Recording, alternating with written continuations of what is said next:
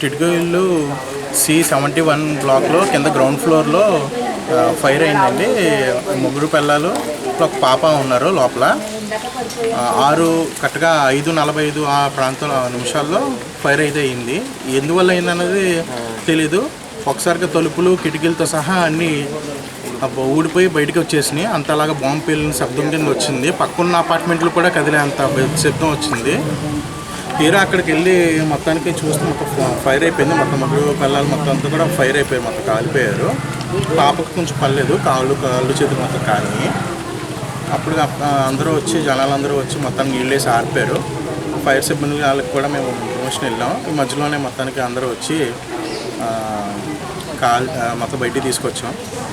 ఇక గవర్నమెంట్ హాస్పిటల్లో జాయిన్ చేస్తాం. ఏం చేస్తారు వాళ్ళు మామూలు? ఏదండి ఏం చేస్తారు? తాపి మేస్తారండి. అది కొంచెం వాళ్ళకి న్యాయం జరిగేలాగా చూడాల్సి వస్తుందండి.